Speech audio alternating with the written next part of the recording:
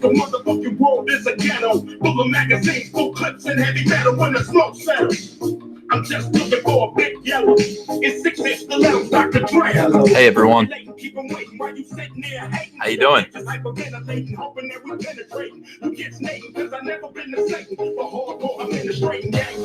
Yes.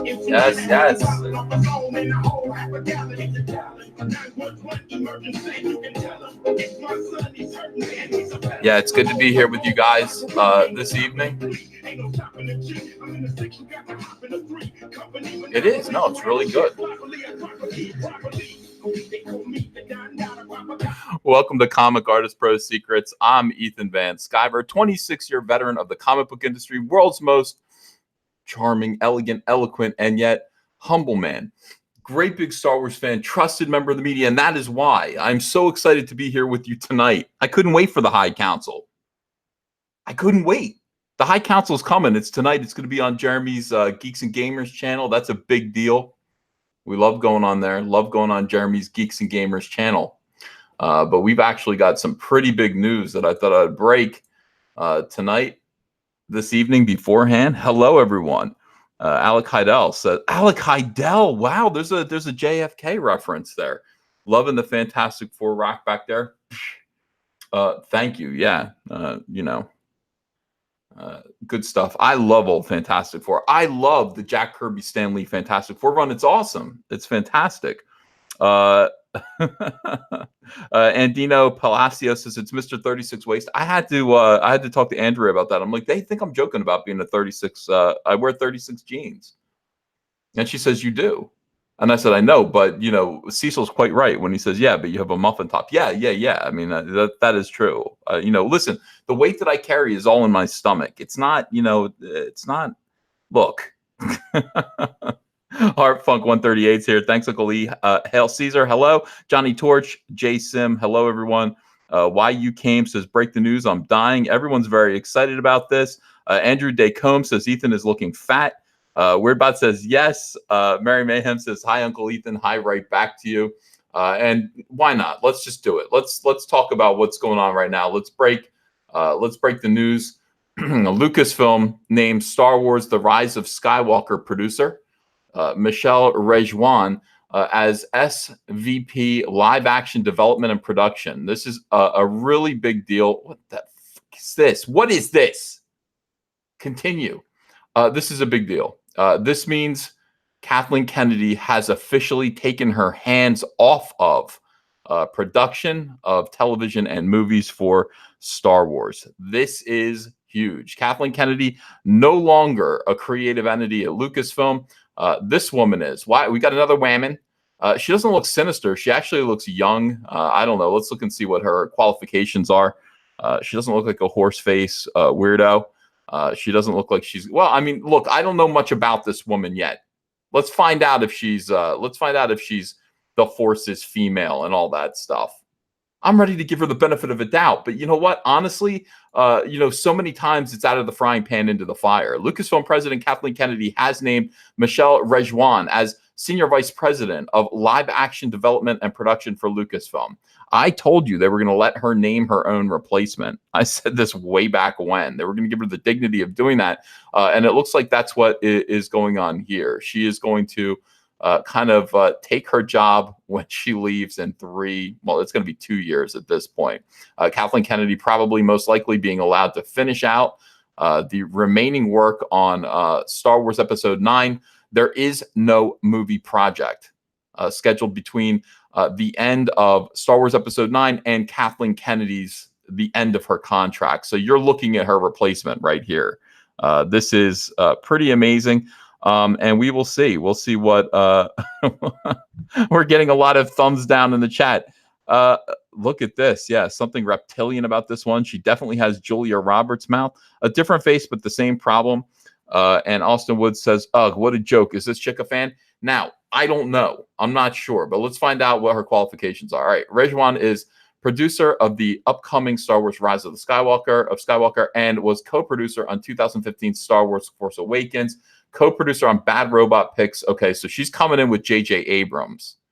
By the way, there was a big rumor that J.J. Abrams was offered this position, and J.J. Abrams turned it down. Okay, so J.J. Abrams turned this position down. It's not, I guess it wouldn't be that surprising that he's kind of they're bringing in one of his people.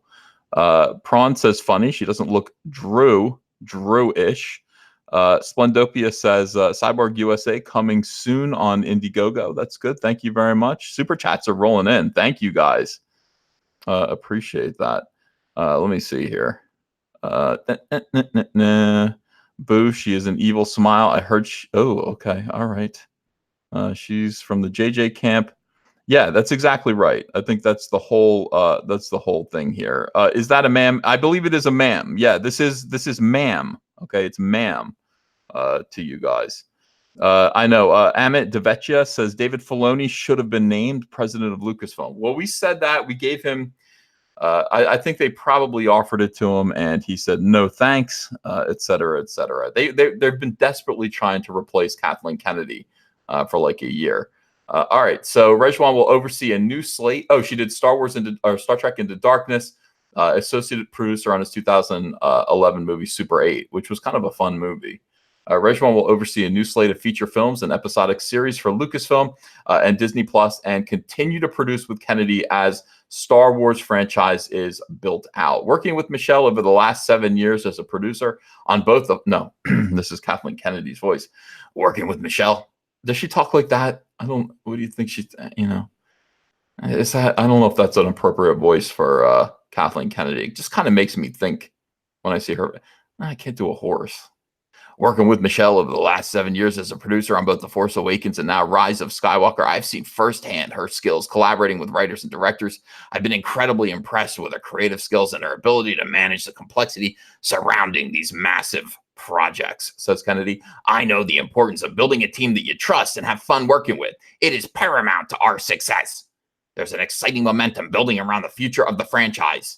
And both myself and the Lucasfilm team look forward to working with Michelle in shaping the future in all areas of story development, from theatrical film development to live action content for Disney Plus.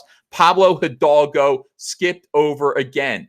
Pablo Hidalgo. When are they going to? Always a bridesmaid, never a bride with Pablo. Why couldn't it have been Pablo Hidalgo? Why not? All right. It's not. It's this woman because, the Force is female. The horse is female. That's what Kathleen Kennedy said. She said the horse is female. This is the woman. You're looking at her right here. This woman with her, people are saying Jokerish smile, lazy eye. People are already criticizing her big jaw and her appearance in the chat. This is the woman who is going to be leading the Star Wars Game of Thrones era. The Game of Thrones era of Star Wars. Will this woman keep Rian Johnson in play? I don't know. Loki07 says Rejwan. I know that's how I'm pronouncing it. I don't really know how. Rejwan. That's what it sounds like. Looks like she doesn't love. Okay, all right, got it. Black Russian Bot says, listen to Admiral Akbar Caesar. It's a trap. Okay, all right. It's a trap. I'm not sure about that. I'm not sure how I feel about that at all. To think Star Wars died in my early 20s, says the Mark One. It did. I mean, this is just reality at this point. Frank Valero, thanks for $20. Here's a few bucks, kid. Anyone asks you where you got it, tell them you got lucky in Atlantic City. That's my kind of guy right there. Thank you for $20. I would love to go play blackjack tonight, and you know, and I would win too. I would win. I would win at blackjack tonight. Tonight is a lucky night. Tonight is an absolutely lucky night. I can feel it. So again, this is the thing. If you're excited about Kathleen Kennedy departing, if you have something personal against Kathleen Kennedy, I kind of feel like I do. I'm happy about Kathleen Kennedy leaving. Am I excited about this person coming in? No, I'm not. I'm not excited about it. I don't believe this woman. I mean, how old is she? Is she 35? She didn't see the original trilogy when it came out. Richard Weffa says Rian Johnson didn't want her help on The Last Jedi. Evidently not. She doesn't list The Last Jedi as something she did. She also doesn't list Solo. People are noticing as they stare at her eyes, there's an optical illusion that happens. If you stare at her eyes, they sink into her head and you follow them. Just look in her eyes for a little while.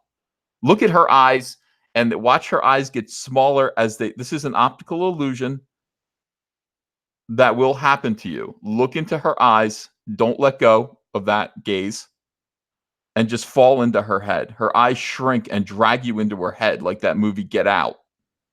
Remember Get Out? You are in your sunken place now. That's what's going to happen to you. God, that's weird. It is. It's like Get Out. She's like, you are in your sunken place. God, let me out. You just want to take normal people's bodies and put weirdo SJW brains into them. That's what you're trying to do. Spoiler alert. The more you look into her eyes, the more you will sink into her sunken place. A lot of people are saying, oh my God, I'm trapped now. A lot of people are scared. Jay the Jazer says her eyes are weirdly positioned. Yes, they're weirdly positioned to suck you in and, hold you hostage within yourself. God, it's awful. It's really awful. We got to get away. There's got to be something. There's got to be something less terrifying. There's got to be something less terrifying that we can look at instead of this. There's got to be. Oh my God. Brie Larson shares glory hole with that doesn't say glory hole. Brie Larson shares glory with her stunt doubles at MTV Movie and TV Awards. Whew. I was like, this is late night. This is late night. Brie Larson, the Captain Marvel actress, won Best Fight. She won Best Fight and pulled a superhero move by letting the women have their own moment on stage. Now, here is the thing about this. Captain Marvel, Brie Larson, lied. We saw her lie. She said, I do my own stunt doubles. I do my own stunts. Thank you very much. Thank you very much. Please get this woman help. Please help this woman. She's clearly in need of help. This is not Brie Larson, of course. This is Hannah Montana. She's desperately in need of help, and nobody's helping her. David Tolan says she looks like she could easily fit 3 cucumbers in her mouth at once. That's possible. Shawnee says, great, another Kathleen Kennedy clone. Young enough now to ruin Star Wars for at least 15 more years. I'm almost too apathetic to care anyway. You've got to find it within yourself to care. You've got to join me in caring about all this. John Whalen says E has pie consumption and squashing powers. In fact,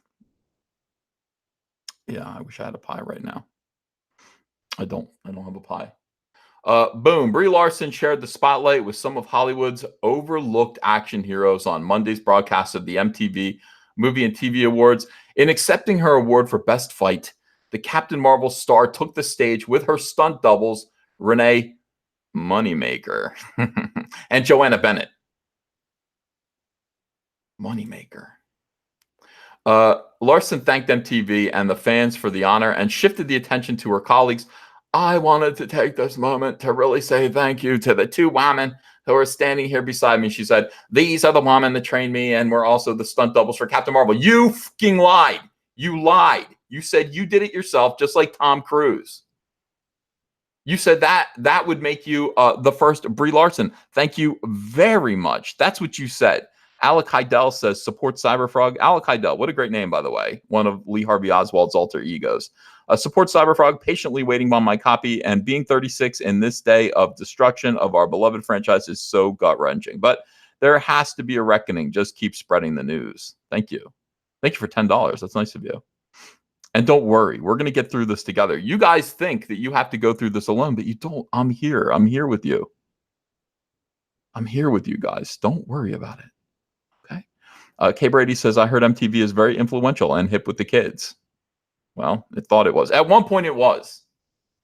Beavis and Butthead changed my life. Utterly changed my life. Thank you very much to my ass double, says Mike Brady. Thank you very much. So here are these lovely women. These are lovely women here. And let me see if we can hear. Do we need to hear this? God, why do I do this to you guys? Why do I do this to you? There's no reason to do this to you. All right, here we go. Hi. Okay, stop right there. You son of a... I told you. What did I tell you? I made a whole video about this. That is Tessa motherfucking Thompson. This is Brie Larson part 2. Invasion of the Body Snatchers. Tessa Thompson is the next Brie Larson. Look how much she admires Brie Larson. Let me see that again. This woman is not impressed back here.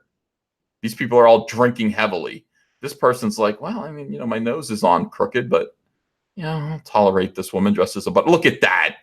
Oh, my God. Woo! Go, girl. Oh, my God. All right, let's see this. This is so cool. No.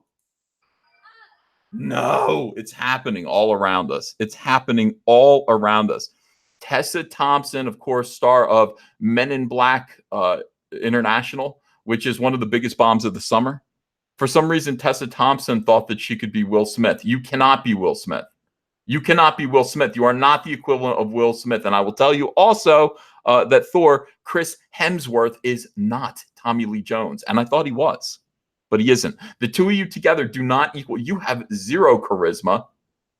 What is this, by the way? What is it? God, Ethan, calm down. Calm down. Say a little prayer. Take a moment to say a little prayer. You don't have to be so angry that this woman has a hairdo like Patricia Neal in the Waltons. You don't have to. You can be like, all right. You know, I can't control everything. What's the Serenity Prayer? What is the Serenity? That's what you need. You need the Serenity Prayer. Tessa Thompson here is an understudy for Brie Larson. You're watching this attitude grow and spread. You're watching this woman go, well, she went out there and started yelling about identity politics, and she got on everybody's nerves, and she got a lot of attention. Why not me? Why not me? Here's the thing. Unfortunately, in both ways. Unfortunately, Brie Larson starred in Captain Marvel, which had the incredible brain power of Kevin Feige. Kevin Feige, who was able to steer the ship and actually make Brie Larson's movie Captain Marvel successful by sandwiching it in between two really, really good movies that people wanted to see. I've made this comparison quite a few times. I'm going to make it again. Rodenslayer says, who replaced Kennedy? You missed it. We did that already. Should I show you again real quick? I'll do this service for the latecomers in the audience, those of you who missed it, and then we'll get right back to this because you've got to follow the story. Okay, you just got here. This is Michelle Rejuan. She is terrifying. Okay, her mouth extends all the way to her ears, and if you look in her eyes, you will sink into the sunken place from Get Out. Just stare at her eyes for a little while. You will notice that her eyes retract into her head and you fall into a dark, sunken place. This is the replacement for Kathleen Kennedy. In terms of, she is Senior Vice President of Live Action Development and Production. She is doing all the TV, all of the movie stuff, okay? And Kathleen Kennedy is no longer, she is no longer doing those things.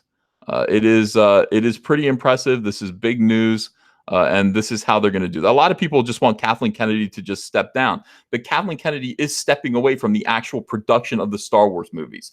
That's what this means. She's stepping away from it. They're not going to trebuchet her into a brick wall like I asked for humbly. They're going to let her sort of recede. This person here, as you know, she got a 3-year extension on her contract. The first year of that 3-year extension comes up in September. She will have 2 more years during which no movies are being made. No Star Wars movies are coming out, just her projects. In the meantime, this person, Michelle Rejwan, will step in and take over. She is doing the actual production of the Star Wars movies and the television and all of that stuff. Kathleen Kennedy is no longer doing those things.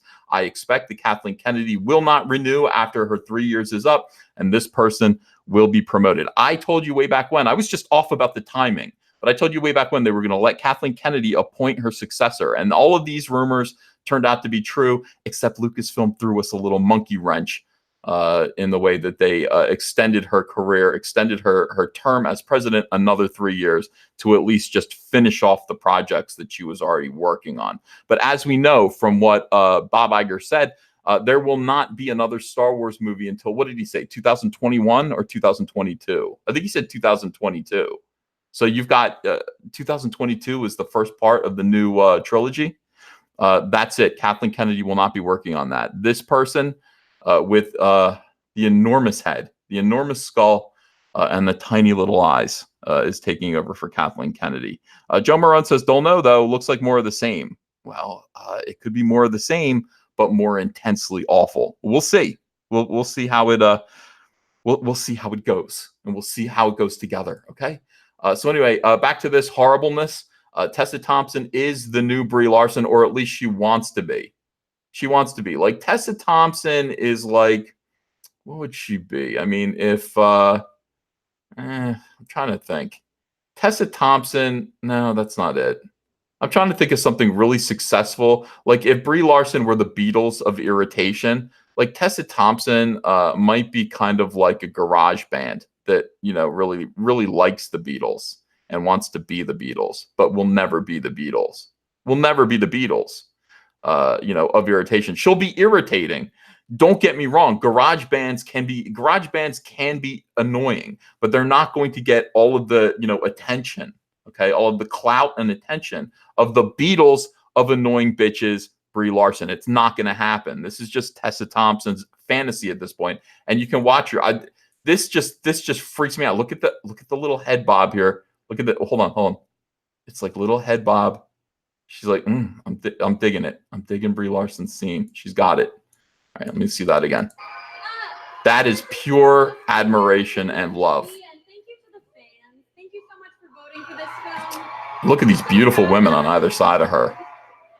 But I wanted to take this moment to really say thank you to 2 women who are standing here beside me. Thank them. These Closer. are the women that trained me and were also the stunt doubles for Castle Marvel. Thank them more aggressively. I could not have made this film without them. They are really the baseline of who she is. They are the living embodiment of Captain Marvel. So this is Joanna Bennett. Well, don't say that. Don't say that they're the living embodiment of Captain Marvel. They look like beautiful women. Ew. Don't say that. Say what you want. What I want to say is that Brie Larson lied when she said that she was doing all of her own stunts. We did her stunts, and we trained her to do all the stunts. We trained her to anticipate. We trained her on what to do, how to do the fight scenes. So we did all the stunts, and then she lied. She lied to Chris Hemsworth and said that she was doing all the stunts. She's not doing all the stunts. It's us. That's what we want to say. All right. Can we hit her with this? This award here, is it heavy? Can we hit Brie Larson with this? I didn't say that. They said that. Well, it was such an honor to work on this film, and it was just so exciting to be a part of bringing such a strong female character to life and to be able to do it together. Just together. Very special. Brie, together, she said, and she looked at you. She said, we did it. We helped. What are you smiling for? You lied. You lied and said you did it all yourself. And this woman is saying, no, we did it together. We did it together. Experience for all of us. Oh my God, she's dying. This was a moment of insanity here. Hold on. It's like, okay, watch her face break. Okay, now watch it. This is weird. It's such a very special experience for. What is that? She said it's a special experience. Why did that happen? Very strange. Very strange indeed. Diana and I actually grew up together. As young girls, we wanted to be just like Laura Croft and G.I. Jane. Laura Croft and G.I. Jane. You know, Laura Croft, of course, toxically feminine, according to Anita Sarkeesian. They wanted to be like Laura Croft. Thank you, ladies. Thank you for saying that. So it's a real honor to be a part of this character and hopefully pass along some of that inspiration and strength that those iconic women brought to us. And lastly, a big thank you to Brie for so phony. Acknowledging our role. She's so phony. It's truly a rare acknowledgement. So much, not only Malignant narcissist. but to the entire stunt community. So thank you so much. Yeah. All right, so let's stunt on these hoes a little bit more. Bennett expressed her appreciation for Larson for the recognition. It's about time. It's about time. A big thank you to Brie for acknowledging our role in this film. Finally, she said. It's truly a rare acknowledgement, and it means so much, not only to both of us, but to our entire stunting community. Larson received the honor for a Captain Marvel fight scene, which she didn't earn. Apparently, these women earned it. These are the women who actually earned the award that Brie Larson was given. With Minerva, the actress was also nominated for Best Hero. The superhero flick has grossed more than $1.1 billion worldwide at the box office. Those are all people who most likely want their money back now. But good for you, Kevin Feige. Way to go. I've said over and over again that Captain Marvel was beautifully timed, beautifully marketed. I am envious. I'm actually envious of the way this film was marketed. It was incredible. Kevin Feige just kind of saying, hey, we've got two big Avengers movies here starring characters that people like. People don't necessarily like Captain Marvel. We've seen that happen. We've seen that the Captain Marvel comic book has been marketed and launched 11 times, canceled every single time. It fails every single time it's tried. But what they haven't tried is they haven't tried fooling people. I'm going to try to trick people. I'm going to trick people. So what Kevin Feige did was he just said, here's a big Avengers movie with a gigantic ending that is a cliffhanger. And then I'm going to slip this other Captain Marvel movie. I'm going to make it seem like you need to see this movie in order to see Avengers Endgame. And $1.1 billion worth of people were fooled. They were fooled. Pity those people. They had to sit through Brie Larson for 3 hours. 3 hours of Brie Larson. Can you imagine? Can you imagine? It's a little bit like in the 1980s and in the 1970s too. You would go and you would buy a 3-pack of polybagged comics, and you could see one on one side and it was like X-Men. And the one on the other side was like Spider-Man. And you were like, okay, so there's one in the middle. I can't see what it is. I can't see what the one in the middle is. But it's probably going to be good because this is X-Men and this is Spider-Man. And then you take it and you buy it and you open up the poly bag and you realize that you just bought Fraggle Rock number 7. God damn these people. And that's what Captain Marvel was. It was Fraggle Rock number 7. And you didn't even read 1 through 6. And you certainly aren't going to read number 8. That is the hoax. That is the trick that Kevin Feige played on the world. On the world. Good for him. Honestly, I dig it. I dig the grift. I think it's pretty impressive. That's what you have to do when you're an SJW. It is kind of admirable in its baldacity. Dungeons and Dragons designer convinced staff to use SJW Tumblr blog as a resource. It is getting worse and worse. It's getting look at these people. Why is this happening? Oh my God. All right, hold on. Let me catch up on super chats. Every day I laugh. Lost Remote says Tessa Thompson named Brie her time most influential person, saying, quote, she's in a position to make real systematic change in Hollywood. I'm elated to see someone so pure of intention wield that power. That's right. She is the one who said that. I read that. I remember being like, what in the holy hell are you talking about? She is indeed a Brie Larson cultist worshiper at this point. And I don't know. I don't know what to say. What can I tell you? We're going through this together. Comics Exposed says, Ethan, where's last night's stream? Oh, okay. Last night's stream took it down. If you guys were in the stream, you know why it got taken down, but I do want to thank my wrenches. Thank you for that. We've got a lot of people who think they're funny, who are in here. We got a lot of people. I sound like an assistant principal at a high school. We got a lot of fun. We got a lot of wise guys here that think they're funny. That came in and decided to throw a lot of anti-Semitic stuff into the chat, and this is a way of trying to get channels shut down. Okay, now I don't know what the rules for that are, but I'm not letting my channel get shut down, dickheads. Sorry. So you can. These people can send all their guys in here. I wrenched everyone. I gave everyone ultimate power. They fought back. It was a bloody battle here on Comic Artist Pro Secrets. Good guys versus bad guys. We beat down the anti-Semites. But even still, why take a chance? I don't know if something got through, and I'm not losing my channel or my live streaming ability and my ability to entertain you guys over some wise guys, over some anti-Semitic wise guys.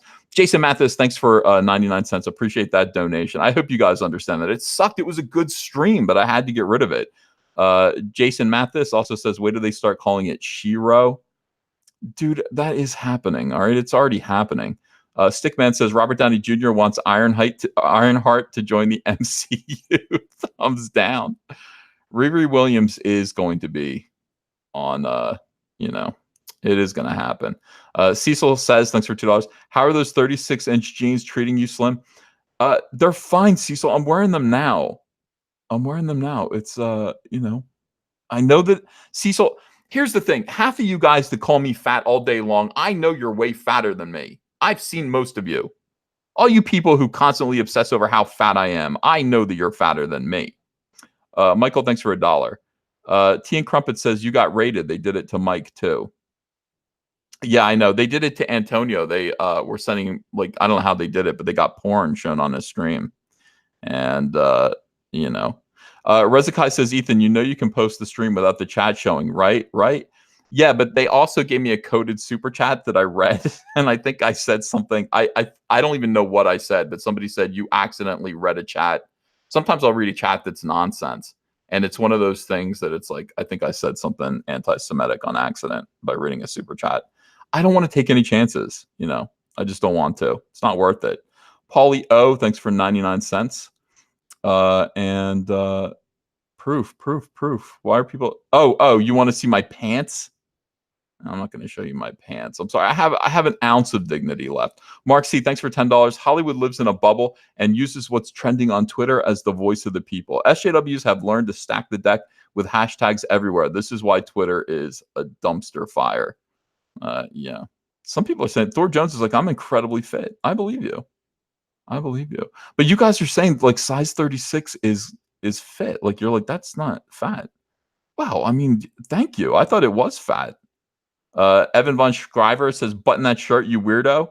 Also, BHPR. What does BHPR mean? What is that all about? K. Brady says, speaking of anti-Semites, thoughts on John Cusack tweets? I don't even know about that. I don't know about the John Cusack tweets.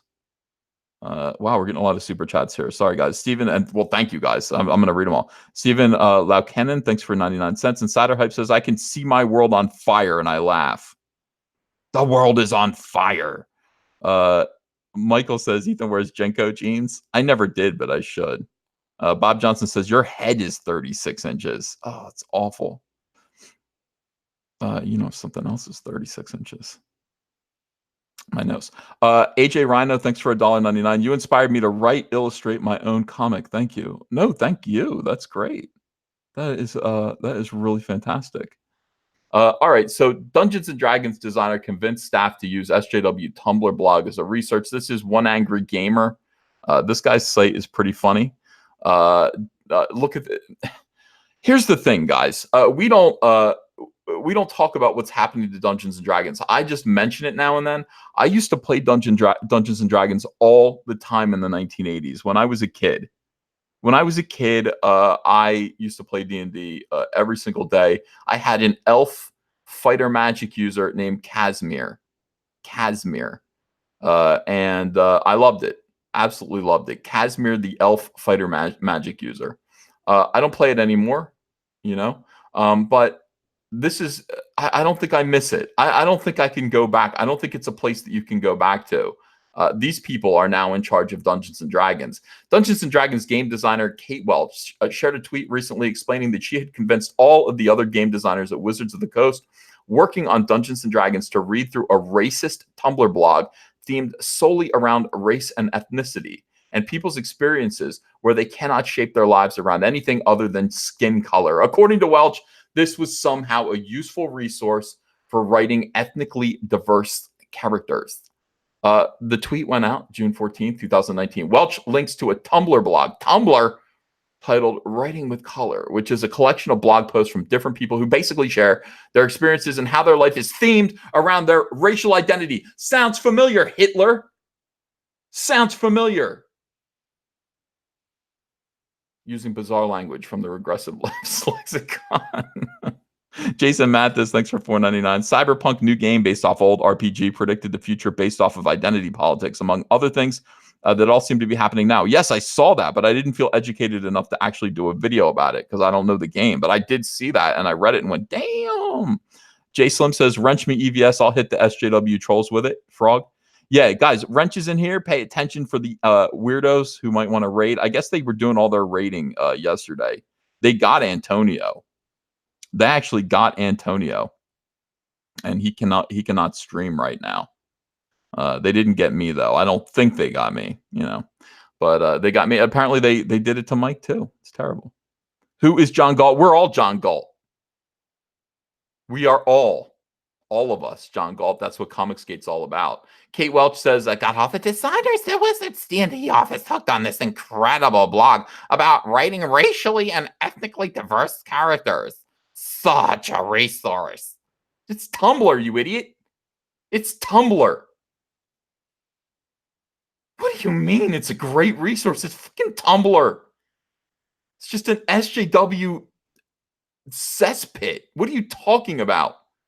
The entries may be written in English, but the dialect is almost completely indecipherable. It's structured using colloquialisms attuned only for millennials and degenerates. Thank you. One Angry Gamer. Thank you. Millennials and degenerates. Just take the and out of there. Let me edit your sentence. Millennial degenerates. Making it impossible for normal people like myself to parse. Normal people. Normal people.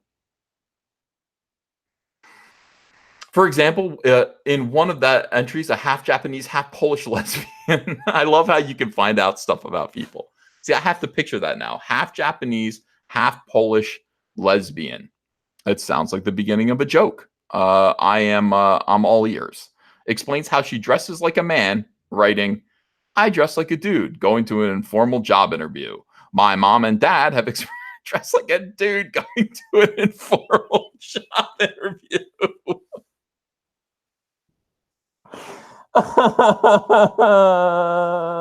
Crying. Oh, it's the fact that she's aware of it. I dress like a dude going to an informal job interview. That's what I do. What's my style? Dude going to an informal job interview. Oh my God, help me. Oh, sweet Jesus.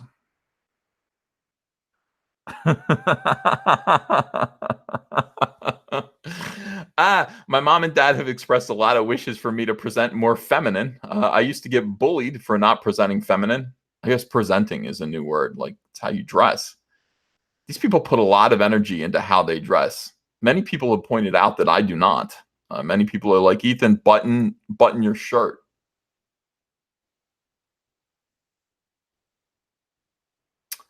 button your shirt, Ethan. No, I'm not going to. I'm not going to button my shirt. It's hot down here. Okay. I'm presenting perfectly butch. All right. All right. Let's not have these discussions anymore. Sick of it.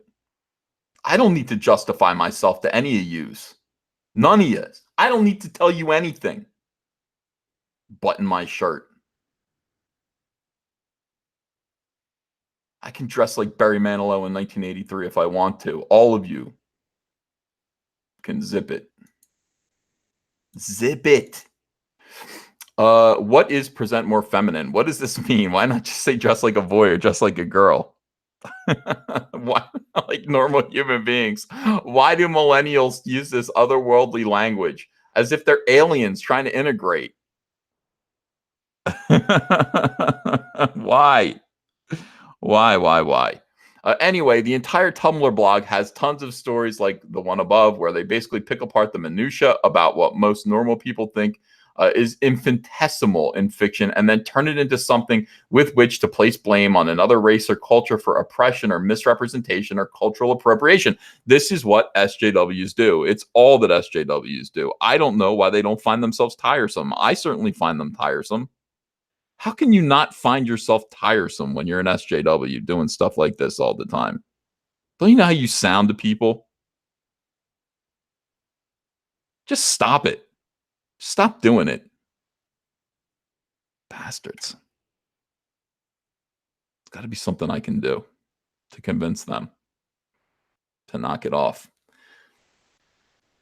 All right. For instance, there's a post about naming conventions for Native Americans in fiction where the person writes, deep down, there's no such thing as a, quote, native name. There's what white people think our names are and what our actual names are. And what our actual names are varies by nation. Pick a tribe. Look at notable members they have listed on their website. Research what has been written about members of the nation. Figure out how each nation names members based off of that data. Some of us take colonizer names. Some of us have outsider names and insider names. Some of us have obviously tribal names. It varies. But please toss out the concept that there is this database of, quote, Native American names you can pull from to appropriately name your character. It varies by tribe basis. Pick a nation and work from there. That's the only way to do it. Bullshit. All you have to do is come up with an adjective and then the name of an animal. That's all it is. Adjective, animal name. Now, I met and consulted with Barack. Seriously, this is true. President Barack Hussein Obama's what was it? What was his title? Indian Affairs. I mean, it was amazing that his name was Indian Affairs, or that he was it president of Indian Affairs? I don't think it's president. But I met with him up in Michigan, and he named me. He gave me a name. My name was Yellow Eagle. You know why he called me Yellow Eagle? He called me yellow, adjective, eagle, animal. Yellow, adjective. Describe it. It's yellow, eagle. I said, why am I Yellow Eagle? He said, because you're blonde haired and you have a pointy nose like an eagle. Yellow Eagle. So I don't know what tribe that's from. I have no idea. But that is that is my Indian name, and it's approved by Barry Soetoro, Barack Obama, President Barack Obama's staff. Yellow Eagle. So if you don't have a native name, then what the heck do you call it? If you're not European, it sure as heck isn't a European name. And if it isn't African, Swahili, Maori, Malaysian, or Rusty Studebaker, then what the heck are people supposed to call native tribal names? This is the kind of insanity fostered by this blog. People just read this stuff. People just read this stuff and just, I get into it, I guess. You got weirdos getting into this, being concerned. It continues on, decrying the fetishism of natives as savages tropes, complaining about the lack of decolonization in fiction writings, and encouraging non-minorities to stop fetishizing. A lot of people fetishizing things. A lot of people, SJWs imagine people fetishize things. Fetish. Fetishize Native Americans and other non-white cultures in general. In fact, it's the white SJWs who fetishize people of color and people with differing sexual orientations. SJWs fetishize all those things. That's why they read this stuff. Who would read blogs like this if you weren't fetishizing these issues, these people? If you were not fetishizing these ideas, how would you endure a Tumblr blog about it every single day? How would you be a part of this?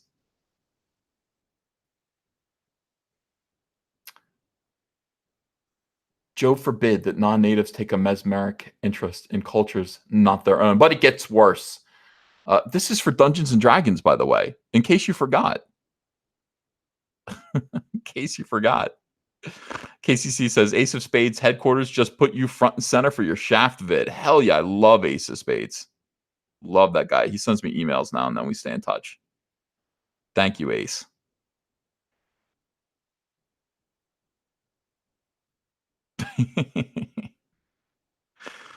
Where were we? Asking for resources is good, but it's very important to let go. I can't take any more of this. This is about Dungeons and Dragons. These people are in charge of Dungeons and Dragons. You thought Dungeons and Dragons was just about you being a dwarf with a sword and fighting dragons. No, it isn't. That's not what it's about. No, a dwarf with an axe. You got a battle axe. Dwarfs and swords not that great. You want a battle axe if you're a dwarf. You're going to fight dragons. You're going to fight some orcs.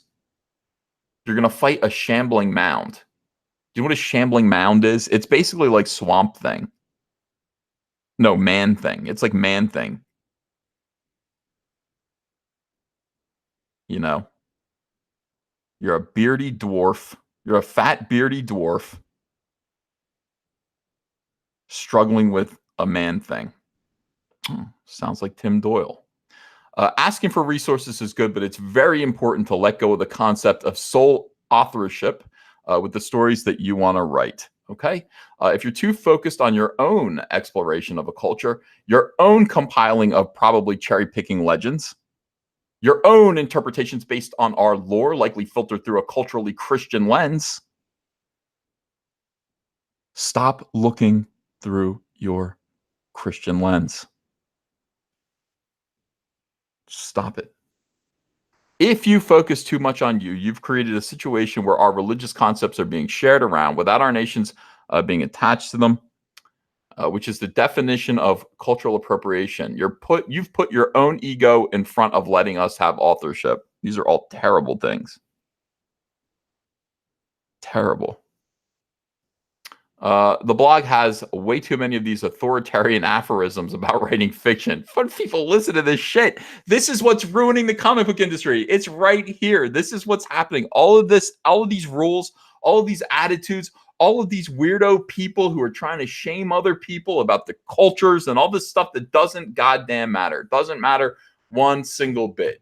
You don't have to do any of this to write a good story. Cecil says, I just stepped on my catheter and ripped it out. Oh! Cecil. I tweeted today that catheter commercials were the worst thing on TV.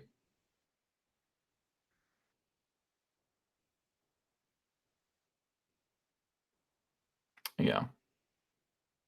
I didn't take into consideration the Rachel Maddow show. The Rachel Maddow show is worse than a barbed wire catheter. Okay. So in any case, this blog has way too many of this nonsense. The blog actually garnered the type of kind of typical feedback one would expect from the left-leaning circles of Twitter. Plenty of developers also supported the blog, including writers like Larry Dixon, Mark Allen Shelsky, Brian Medina, to name a few. It's very important. Yeah. Carl Mauricio Cuevas says, fire Pablo Hidalgo. How many times do we have to say it, Carlo? Fire him. So here's Kate Welch of Dungeons and Dragons. Got all the designers at the Wizards D&D office hooked on this incredible blog about writing the racially and ethnically diverse characters. Such a resource. And then we have Larry Dixon here saying, we were just talking about that here at Origins Games.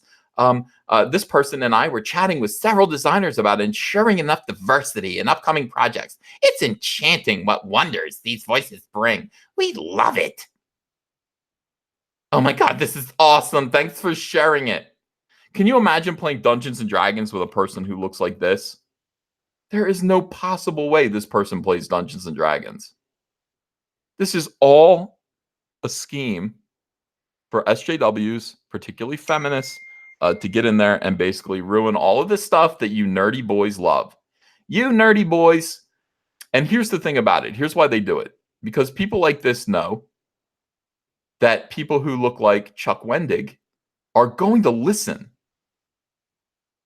People who look like Chuck Wendig are going to fall right in line when pretty girls, some of them pretty, let's be honest, just a few of them. James Dean Anderson says, do not say enchanting ever again. I'm just reading it. I'm just reading it. The iPhone strikes again. It's Hunter texting Ethan. Where's my money, Dad? No, Hunter bought a new car today. Hunter bought a new car today. You know, I'll show you guys. So he's, yeah, I guess you can see this. He's running around. He's digging it. I'll show you my iPhone here. Look at that. I'm like, that looks like a good time for the summer. That looks like fun. Nice V8 engine. Little upgrade. A little bit of an upgrade there. So yeah, he is texting me quite a bit. Yeah. Oh my God, this is awesome. Thanks for sharing it. Yellow Eagle. That's the name of the car. Yellow Eagle. Yeah. All right. This person said, look at this guy. Ooh, thanks for this. It's a bearded egg. Oh my God, it's a bearded egg. We found a bearded egg. Ooh, thanks for this. Thank you. Thank you for the blog. Thank you for a link to a blog where I'm going to be tormented by a bunch of blue-haired weirdos telling me that I have no right to culturally appropriate anything about anything. Stop looking through my Christian lenses at the world. Thank you. It sounds like a good time. Wow, I'm also hooked on this. Thank you for linking. This is absolutely perfect for making my world more divisive. Oh, no, more diverse. I read that wrong. Let me read that again and see if the same thing happens. Wow, I'm also hooked on this. Thank you for linking. This is absolutely perfect for making my world more divisive. Oh, it happened again. More diverse. More diverse. Yeah. This is ridiculous.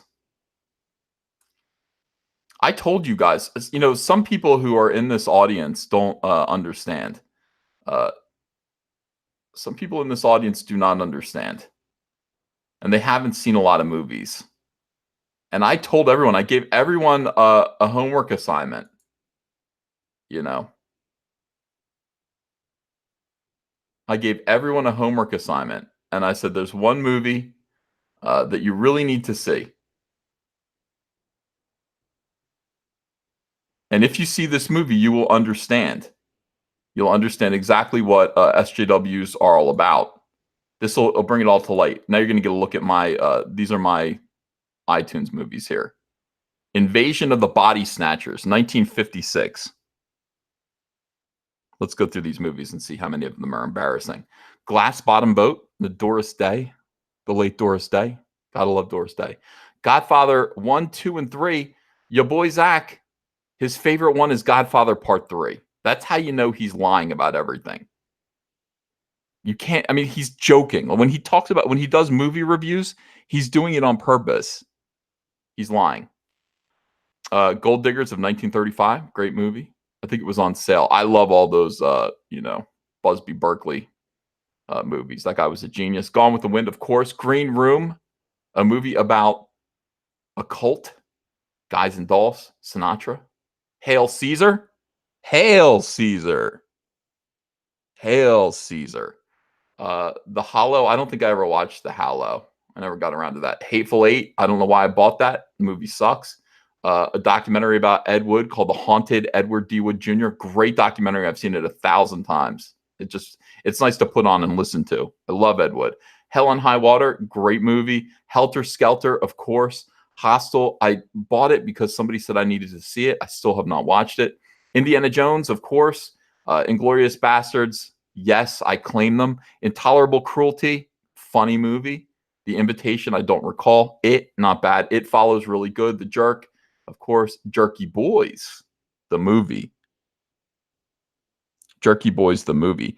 Ray says, you have the taste of a 1950s housewife. What are you, insane? Look at the diversity. Look at the diversity in these movies. How can you say that?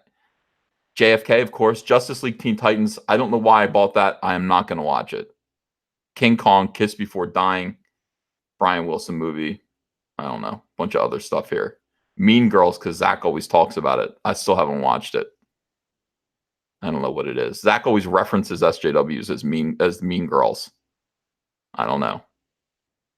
Invasion of the Body Snatchers. If you watch the movie Invasion of the Body Snatchers, you will recognize all of this behavior.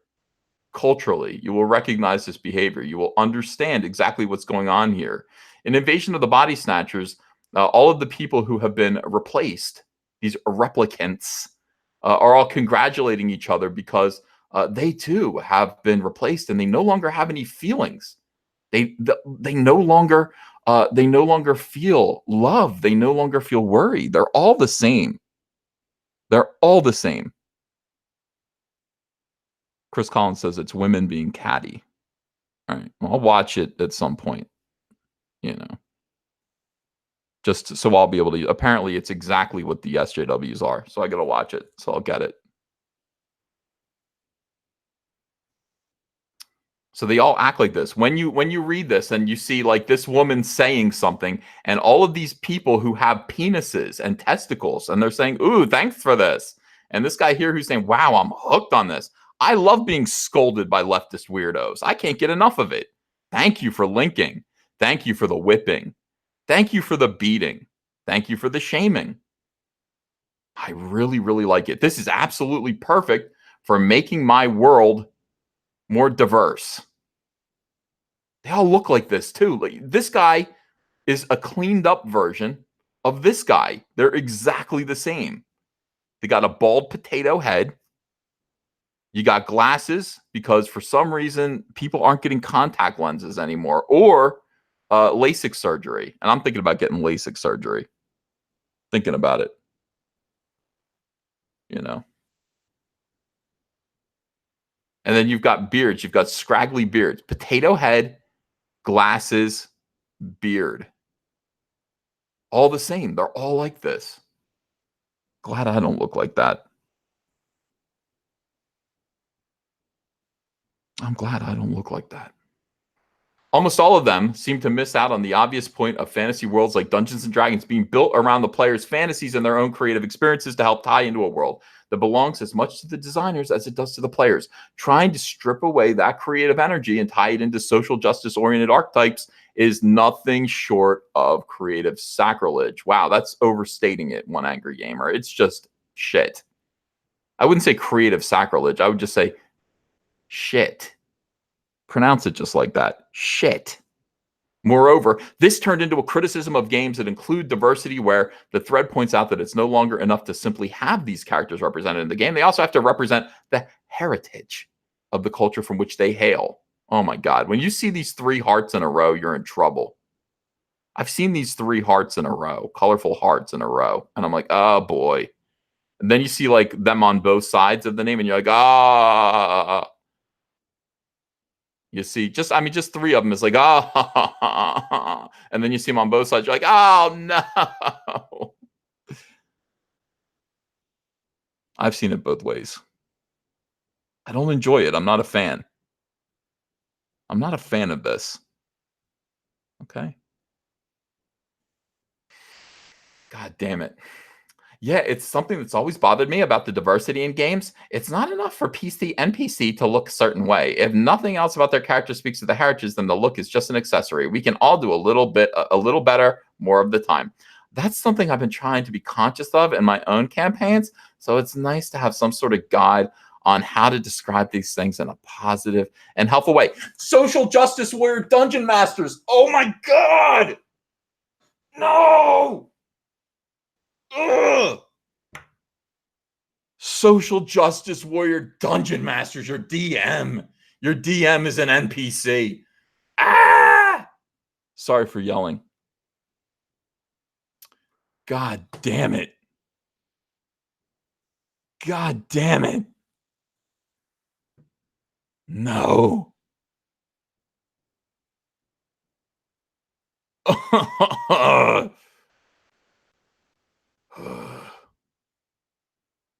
Bring me a sword. Bring me a sword so that I might let it drink deep tonight. Bring me my blade. That's not a threat. That was just a joke. It wasn't a threat. Err on the side of caution is my motto. LOL. And yeah, this guide is really good. I think it communicates clearly what is frustrating so many people. And it is frustrating. Once you see it, you can't unsee it. Once you see it, you can't unsee it. Look into my eyes while I stir this cup of coffee. Sink deep into the eyes of Kathleen Kennedy's replacement. Fall into your sunken place. Look at my smile as it grows wide, Cheshire cat-like. Notice that my pupil is off center, and sink into me. Sink into the replacement of Kathleen Kennedy. Sink deep. Sink deep. Sorry. You can't unsee that.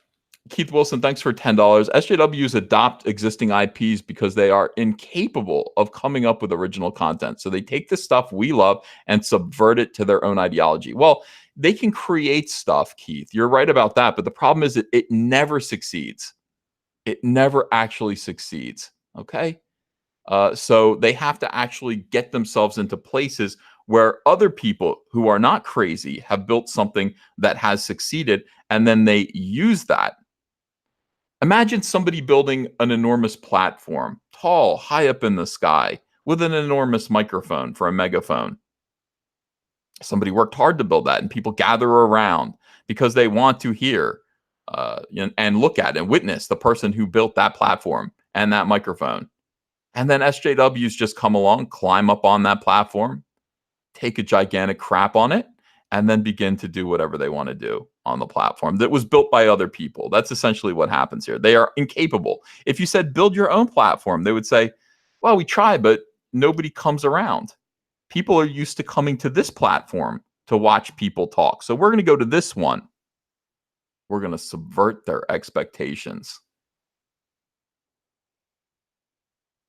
We're going to subvert their expectations. This has also opened up a platform for people who had no idea what Dungeons & Dragons was to start using more degenerate linguistics crafted together from the hodgepodge of made-up phrases by the regressive left, where they began talking about how the fantasy races in the game don't map to real life. Quote, unquote, map to real life. I like the way they use the word map.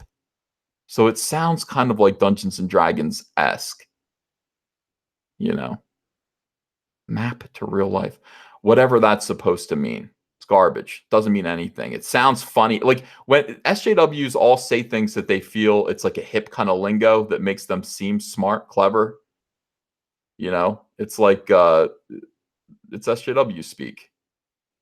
It doesn't map to real life. See how smart that sounds? Let me say that again. It doesn't map to real life. Thankfully, there was someone else in the thread who checked the millennial on his ignorant comment. Let's see somebody get checked. Brian Esquio, a cartoon face here. Cartoon face. Now, if you look at the cartoon, you can tell that he's a soy boy, but, you know, without the glasses. Cartoon face, cutesy cartoon face is soy boy avatar number 3. There are 3 cliche soy boy avatars. One of them, the first one then, is the cutesy cartoon that makes them look innocent. All of these things, by the way, are meant to let me point something out. And when I tell you this, you are going to see this in real life all the time, and you're going to thank me for it. You're going to say, thank you, Ethan, for teaching me this, because now I see it everywhere. Now I see it everywhere. First, there's a cartoon. Why a cartoon? It makes them look like they aren't rapists. That's it. I'm too cute to be a rapist. Wrong. Wrong. I'm cute. I'm innocent. I'm sweet. I'm a cartoon character. You could see me hanging out with Scooby-Doo or Pikachu.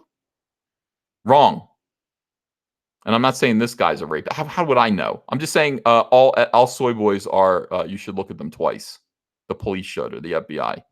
That's number one. Number two is also similarly meant to describe them, or to disguise them from society, to disguise them. Covering the lower half of your face with something, usually a coffee mug. Why would you take a picture of yourself? Why would you take a selfie as you're drinking from a mug? Why would you do that? I drink coffee too. I also enjoy hot breakfast liquid. What is the point of that? Why would that be your avatar? Why would that be the message that you're sending out into the world? Why? It just is. So if you see somebody who is covering the lower half of their face in their Twitter avatar with a coffee cup or something like that, even if it's, I saw somebody doing it one time with a computer screen, like a laptop screen covering the lower half of their face also. That is SJW. That's a soy boy. And the third and final thing, and this is like 80% of them. 80% of soy boys have, it's just their face and they've got a beloved pet. Okay. Taking up the other part of the screen. It's them holding a beloved pet and looking like they are holding back tears.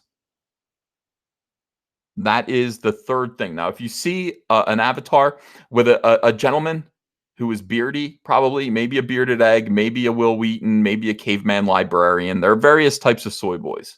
Caveman librarian, bearded egg, Will Wheaton clone. Those are the three main ones.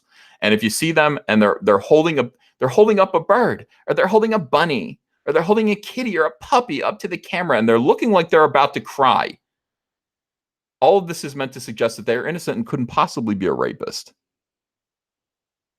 Couldn't possibly be a rapist. Pete Mack calls it the pathos zoologist.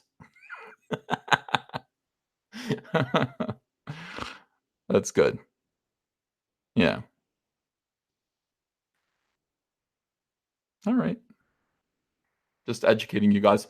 So that you bring it up, some might argue that D&D is diverse with its fantasy races, but they don't quite map to real life. There it is, map to real life. Or the shared experiences of non-Euro race players. I've wondered, how does Wizards try to include diversity in fantasy races while avoiding stereotypes? Zombie Pete says, you're kidding, right? Have you looked into any D&D book published in the last 10 years? Way to go, Zombie Pete. You look like an adult. You look like a normal human being. Not a soy boy. Not a cartoon. Not covering the lower half of his face. Not holding a beloved pet up, trying to make people think that he is sexually impotent and therefore not a threat to women and therefore a feminist ally. An ally. I'm an ally to women. I'm not going to assault you at a bar. Yes, he is. Not this guy, though. This guy's like, look, see my shades? See my smirk? I'm a sexually potent tyrannosaurus of a man. And that's why I'm telling this this dummy what's up. All right, thank you. Unfortunately, common sense and down-to-earth rationalizations were far and few between in the thread, almost about as rare as a day in the UK without a migrant knife attack. That's pretty. Bart Tramer says, I see some slow movement towards avoiding generalizations in 5e, but there is far too much exoticism when it comes to races not associated with Western folklore. How can anyone tolerate these people? This is Dungeons and Dragons, guys. It's just as bad as comics. It's getting to be really bad. Do we have Dungeons and Dragons people? They're fighting them over there in anime. Anime Gate is doing everything that it can. You know, we're doing all we can with Comicsgate. I'm doing the best I can. I'm here to fight Comicsgate with you guys. And Star Wars Gate, too. I can't do Dungeons and Dragons. I don't play Dungeons and Dragons anymore. How do you fight these people? Do we have Dungeons and Dragons conservatives who are willing to actually tell these people to shut the F up? Because I can't do it. I'm spread too thin. Triton1 says, what is Roe doing for D&D? Maybe that's his job. There got to be people who are actually going to, do something about this. Yeah. Weebors, not Anime Gate. By the way, yeah, that's exactly right. Weebors. I say Anime Gate too. It's the same thing.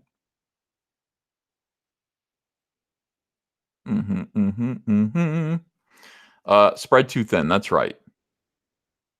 No, I don't mean thin. WG Phil says this is Quartering's fight, Ethan. Well, why isn't he fighting it? Why are these people still talking? Jason Mathis says, is Jim Lee a soy-based being? I don't think so. Jim Lee keeps it all to himself. Jeff Johns does too. Like probably they have sympathies, but they keep it to themselves. That's smart. Now there's going to be a lot of left-leaning idiots with poor reading comprehension who will undoubtedly try to parse through the text and highlight something for what these Twitter addicts call hot takes in order to reframe or purposely misinterpret the article to get several thousand likes and an opportunity to stroke that fragile ego they were never able to build up through hard work and proper study by two parents who weren't dysfunctional deadbeats. But let me make something perfectly clear here. That Tumblr blog is extremely racist. Thank you. The reason it's racist is because everybody's submissions were completely stripped away by the identity of self in favor of a group identity. While automatically dismissing whites from their definition of diversity. Non-diverse means white. When you peel away the existential veneer from their concept of culture and look at how these people are representing themselves as individuals, you begin to see that they are literally defining themselves as nothing more than the value of their skin color and ethnicity. They attempt to foist their displeasure with how they think they're being represented in fiction onto the creators. This is usually done through pontificating, like in the Tumblr blog above, where they demand fiction writers represent them based solely on their value of the identitarian labels they employ rather than the contribution or constitution of their character. All right. Sadly, this particular point will be lost in a void of needless bickering about interpretations and made-up deflections to yell out isms and is at people who are tired of all this identity politics that have muddied the conversation for any sort of edification in the realm of world or character building.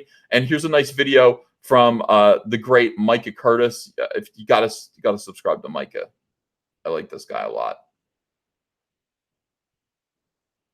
Absolutely insane. This is what's going on, guys. You're going to have to come to terms with it at some point.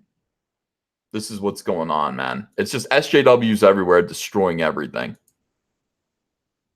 I think it's so awful. I don't know how you can be one. When I did my interview with Jason Ward, they were picking Jason Ward apart. Like the SJWs had decided they were going to cancel him. And I just laughed at him. I said, I don't know how you could be an SJW. I don't know how you can be an SJW. I don't understand. I was like, you're a man. How can you be an SJW? How can you tolerate this? It's intolerable. These people are awful. Why do you want to play this game with them? What do you get out of it? What do you get out of it? There should be two motivations for a man: sex and money. Those are the two things that motivate men. And the money, by the way, is usually just to create, a situation where you're more appealing so that you can get sex. Ultimately, sex is it, right? Why are you monkeying with these SJWs? Why? There is no money in it. There is no sex in it. I don't get it. And food. Jay Chimpansky says food. Well, food, money, you can buy food with money. Money includes all things that you can buy. So as a man, I told my son this too. He's playing video games. I'm like, you're not meeting girls. You're not making money. And then there's another thing that I say, because I'm a father, that I have to pretend is important. I'm like, you're not getting an education. Like, this isn't teaching you nothing. And I specifically say, this ain't teaching you nothing, so that I can emphasize my own ignorance. And maybe he'll see the irony in that. I'm a complicated father. So if you're not making money, you're not meeting girls, you're not learning anything of value. What are you doing? What are you doing hanging out with SJWs? What do you get out of that? weird, man. Jason Ward was speechless. He didn't know what to say. There's nothing you can say except you were right all along, Ethan. You and Jeremy from Geeks and Gamers and World Class Bullshitters, you were right all along. Miss Sarcastic Nerd, thanks for a $2 donation. Prawn, thank you for $2. Nerf Herder says, Hail Caesar, thank you for $2. Michael Roth, thanks for $5. Says a super chat to offset the inevitable copyright claim for letting Ice Cube's Hello go on so long. Thank you for that. Splendopia says, Cyborg USA coming soon to Indiegogo. Let's see. A lot of people making Jewish jokes. Stop it. Stop it. Please. You're going to get me not demonetized. You'll get me kicked off of YouTube. And you need me here. You need me here. Let me see here. Those were mild, though. Those were not that anti-Semitic. Sean E says, great, another Kathleen Kennedy clone, young enough to ruin Star Wars for at least 15 more years. I'm almost too apathetic to care anyway. This is important. And Pancake Astronaut says, social justice waffles piss me off. Nerdette's newsstand. Hi, Tristan. Says, nothing, but she gives me $1. Thank you, Nerdette. Kay Brady says, I will have you know that Michelle worked on Star Trek Into Darkness, which ruined the reboot. So maybe show a little respect. Damn it. Thank you, Kay Brady, for that piece of information. I did not watch Star Trek Into Darkness. Hugh Jass says, Tessa is the above-ground pool version of Larson. That is a fantastic analogy there. Richard Wetfist says, two gorgeous women, referring to the two stunt doubles for Brie Larson. Let's see here. Scrolling down. Yeah, I don't like this whole thing about Robert Downey Jr. wanting Riri Williams in there. Stop it. You know what? Like, you always want somebody incompetent to replace you when you're leaving a job, so people miss you. So maybe he's got a point to that. You know. Did John Cusack make some anti-Semitic tweets? I'm going to have to go take a look at that. Cider Hype says, I see my world on fire and I laugh. And Jay Sim says, wrench me EBS. I'll hit SJW trolls with it. Dallas Deadeye says, will Casimir make an appearance in the Rainbow comic? I don't know. Probably not. G-Spot, thanks for $1. Evan Von Scriver says, Brutally Honest Portfolio Review is back, EVS 2019. Well, it is. We're going to do that. Well, I'm just going to do 6 of them. I'm not going to do too many of them. I'm just going to do 6 of them. Jack Random says, Seinfeld on the white pirate shirt. I do not have billows in my shirt. Kay Brady says, I want my MTV to drive into traffic. Joe Marone says, do you think the secret deodorant commercials would be problematic today? Strong enough for a man, but made for a woman? I don't know. That's a really good question. Aunt Luede says, just take my money, damn it. Save the frogs. Oh, yeah. By the way, I saved a toad from my pool today, but 2 dead leopard frogs. 2 dead leopard frogs. I was too late to get to them. I went out there at 10 a.m. It was too late. Warrior Metal says, hey, Uncle E, can Rainbow Brute have 2-hand banhammer? When you're that's it. You're banned for life. Interesting. Matt Becker says, look at you, Ethan, you handsome son of a bitch. Thank you. I know. Stunning. Critical Equation. Disney wanted JJ. They got his co-producer instead.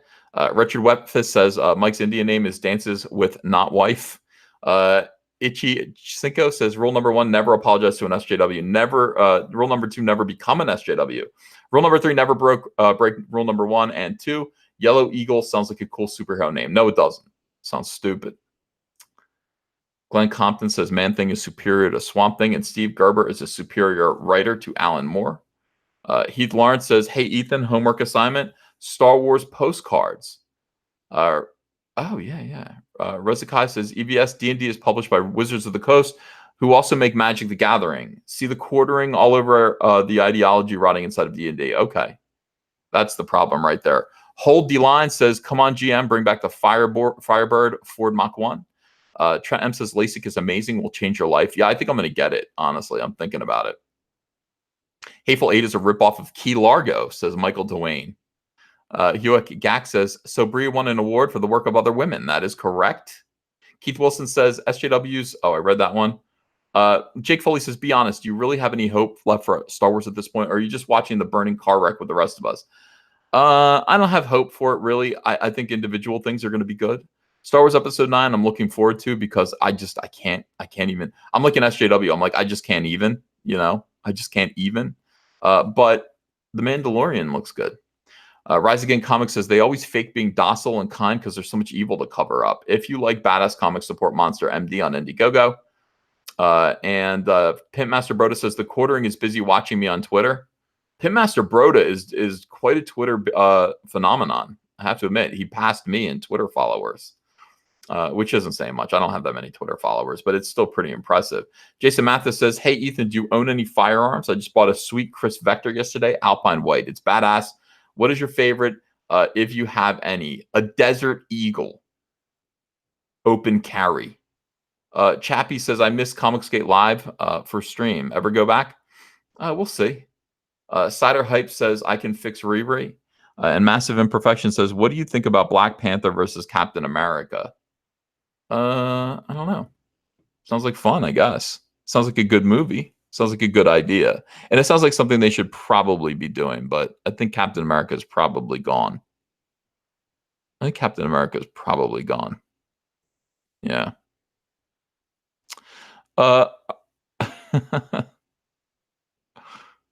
I'm reading your what you guys are saying in the chat now. Wow, we've got a lot of people watching tonight. I didn't think so. I didn't think that this many people would be watching me in the evening time, but 1,866 people watching. As I consider, should I get off now and get ready for the High Council, or should I move on to another story? You know what I'm going to do? I'm going to tell you guys. I'm going to do an ad. I'm gonna shill something. Comic Artist Pro Secrets all caps comics T-shirt. A lot of people have been asking for this. Cyberfrog is coming out next month. Next month, you guys are going to be having Cyberfrog in your hands. You're going to see this beautiful little logo with the Laughing Man. The Laughing Man is going to be on the logo here. Look at him. All caps comics. Caps stands for Comic Artist Pro Secrets. Get it? All caps comics. And of course, the double entendre. Is that entendre? The joke is that I used to post all my video titles in all caps, and I'd get yelled at for that. So it works all around. It's a very clever name for a comic book company. And this Laughing Man face drives SJWs insane. The all caps comics brand drives them insane, and the little man laughing here drives them insane because we all know who he's laughing at. We all know. We laugh at them every single day. So this is the All Caps Comics T-shirt. Of course, it comes in women's. This is ladies' sizes, or ladies' fit. And then we've got gray, we've got navy blue, we've got black. I'm sure we can do other colors as well if you'd like. But we just launched this today. Also, we're going to be doing a baseball cap with the All Caps Comics logo. That is coming out. They're going to be offering that probably tomorrow. We'll get that up, but this is going to be stitched into a black baseball cap. It is going to be absolutely badass. Those of you who haven't yet, take a look. I put in a link in the description for the All Caps Comics T-shirt. Please pick one up, wear it like a uniform, wear it to comic conventions, make SJWs literally mess their own pants. Today, had an interesting situation. I saw Tim Doyle talking with a Dynamite Comics creator, and this guy had just put out a Vampirella comic, and Tim was like, is Ethan Van Sciver, is his content in this book anywhere? Because if it is, I think it should be warned on the cover. I think people should be warned. Dynamite should have to warn people that Ethan Van Sciver, who is a known harasser and a bigot, his content is in the book, so people don't get hurt. And I wrote back to him, I said, good luck with that. I just sold, well, how many did I sell of these? Let's see real quick here. I do the math. I don't know. I think, wait, I did the math. Hold on, let's do the math real quick. Let's see how many copies of this comic book that we've sold. This is a variant cover for Vampirella and the Reanimator. And I put Cyberfrog on. I put Cyberfrog and Salamandroid on there. And because of that, we have sold 1,077 copies of this beautiful variant cover. Okay, you can get it in different. You can get it in black and white. You can get it in color. You can get it with a logo. You can get it without the logo. We've sold 1,077 copies of a variant cover at $20 a piece. Tim, SJWs. Let's see who Dynamite listens to. You? or me? It's Comicsgate, everyone. Thank you so much for all of your incredible support. If you haven't yet backed Cyberpunk Vampirella, now is the time to do it. Let's get this over. Oh, the other thing is we are now verging on passing Deadbeats, which is Deadbeats is the Renfamous and SJW laden Kickstarter campaign. I don't know where that got to. Where did that end up getting to? 33,000 and something. I don't know what. I'm going to get Cyberpunk and Vampirella to 34,000 so we can just wave bye-bye to Renfamous and all of those clowns. So if you haven't purchased a copy of Cyberpunk and Vampirella, the exclusive variant cover yet, you can get the regular variant cover for $20, $20 for the variant cover without the logo, $30 for the black and white rare variant cover. That's just my line work. You can say, Ethan, I love you. I want all three. And I'll say, oh, how about if you just buy two and I'll give you one for free then? And that's the deal here. $50, you'll get all three of them. $100, I will sit down and I will hand sign them all for you. You'll get all three of them and I will sign them. And I will say thank you. Just thank you. Thank you for your support. Thank you for always watching Comic Artist Pro Secrets. Thank you for supporting Cyberfrog. Your patience is about to be paid off big time. The book is awesome. It is awesome. It is the nicest package and the best looking comic book. Just a comic book. It's not a hardcover or anything like that. It is a comic book that looks like comic books when they were in their glory day of 1994, when people were actually selling millions of copies of comics. That's what we've done here. That's what we've done here. We've done this together. We produced a comic book. It just shouldn't exist. It shouldn't exist right now. 2019, the comic book industry is dying, and we, Comicsgate, we're actually rising up and producing incredibly profitable, beautiful comic books.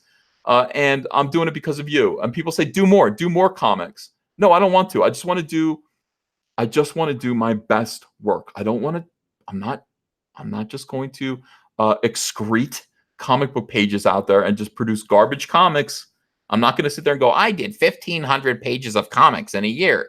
I'm not going to do that. That's not what I do.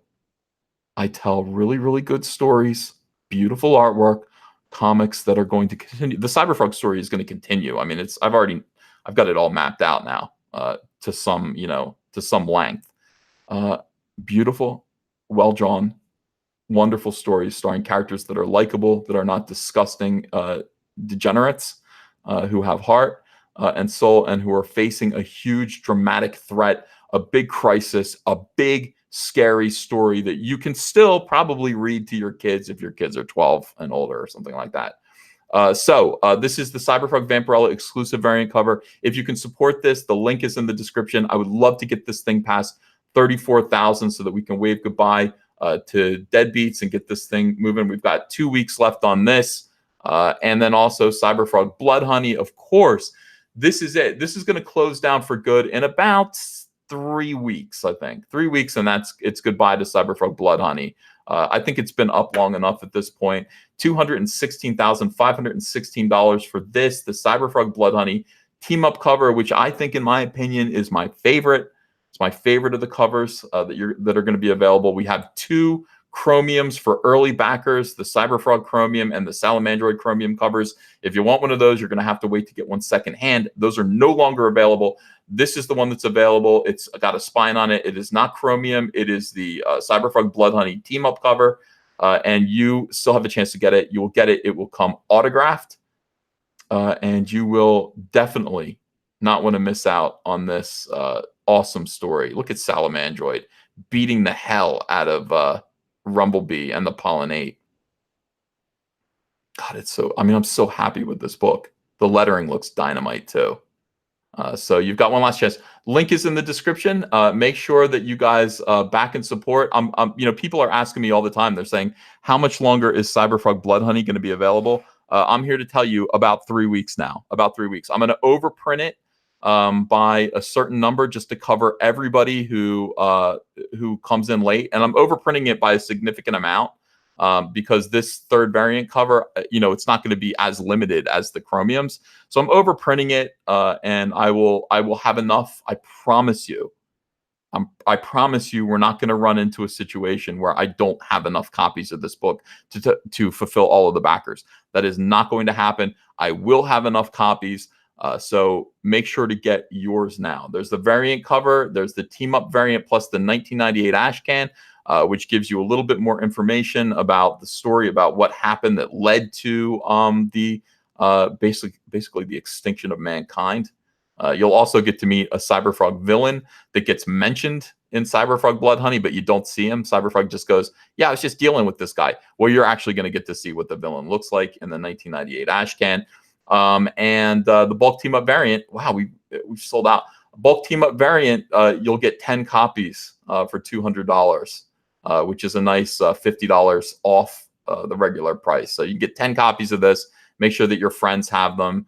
Make sure that you guys, are ready, because when this book comes out, I'm telling you right now, when this book comes out and people have it in their hands, you are going to hear screeching. You're going to hear screeching from the left like you've never heard before. You're going to hear them freak out. Their whole entire thing was, when's the book coming, Ethan? It's never going to come. Cyberfrog's never going to come out. These guys do not understand what I've been up to. A few people do understand. I've told a few people within Comicsgate exactly what we've been up to.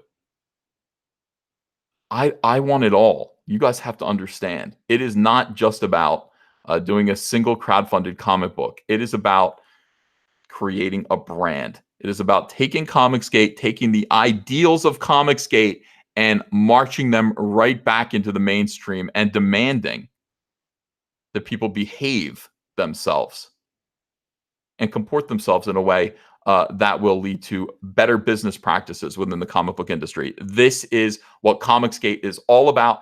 This is what Cyberfrog has led up to, as we've sold $850,000 worth of copies of this one single book. And I hope you are among the people who donated to this. I hope you are one of the people who got on early, because the Cyberfrog train is it is gaining steam.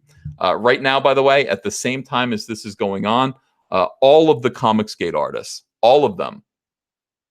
Should I show this? Let me show a little bit of this. I hope they're not going to mind.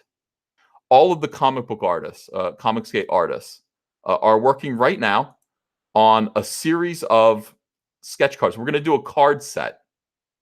We are doing a trading card set that I am going to crowdfund, Cyberfrog trading cards.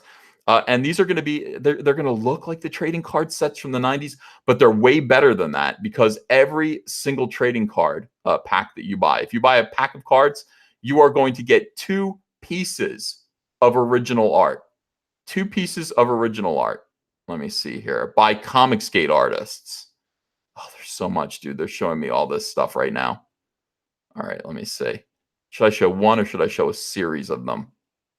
I don't know. Oh my God, Kanan. All right, I'll just show you one of Kanan's. Kanan's done a bunch of these already. So picture this. You're going to buy a pack of Cyberfrog cards. And inside that pack, you're going to get, this and that, some regular trading cards from the series. And also, you're going to get 2 cards that are hand-drawn by comic book artists of Comicsgate. This is a Cyberfrog. They're all in color. This is just a sample. This is one of Kanan's Cyberfrog sketch cards. So you're going to open up your pack. You're going to get 2 original color sketches by Comicsgate artists.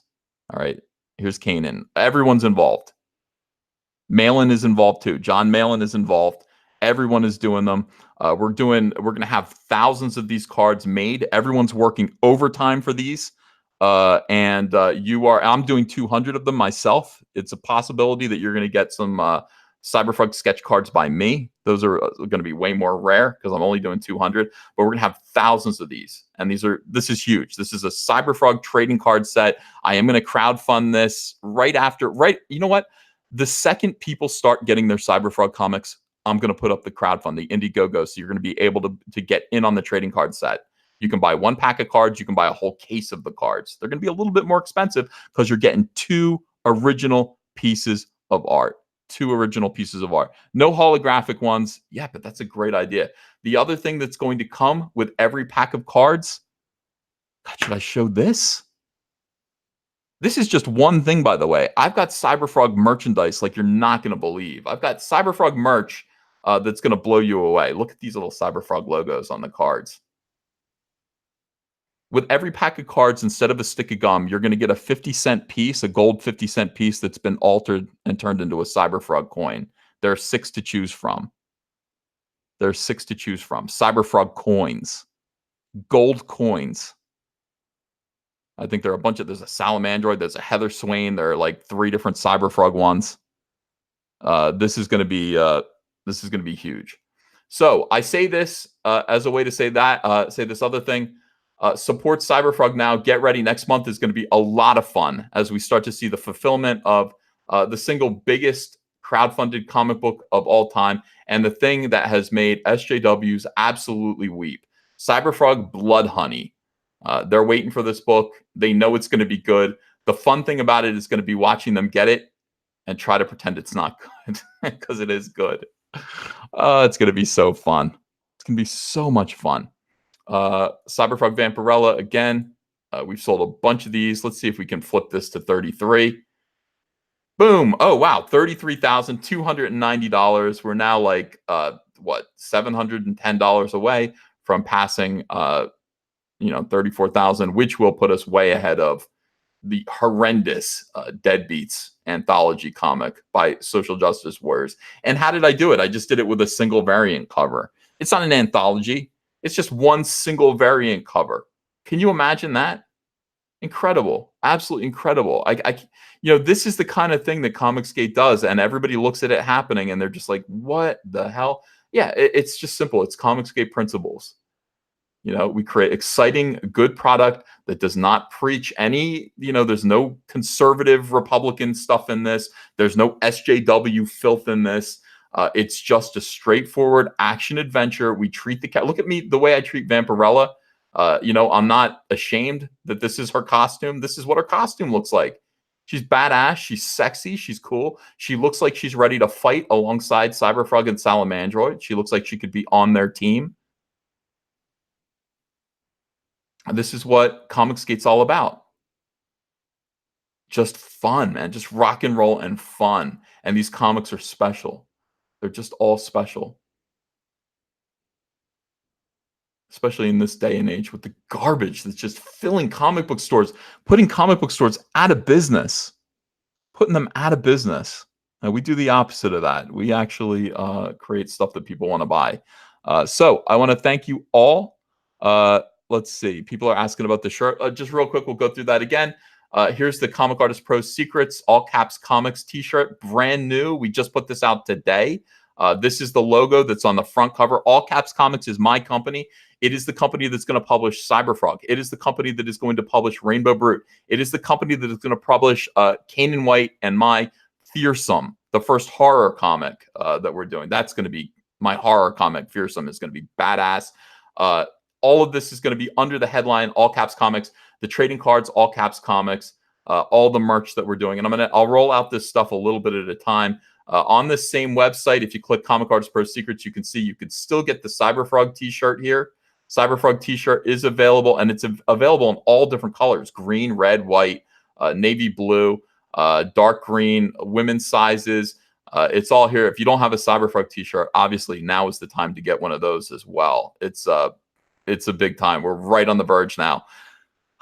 Every day, I smile ear to ear. I'm so excited about all this. And I want to thank you guys again. Thank you guys for your continued support. Thank you for backing these projects. Thank you for backing Cyberfrog. Thank you for backing Cyberfrog Vampirella. Thank you for buying an All Caps Comics t-shirt. You guys are absolutely the best.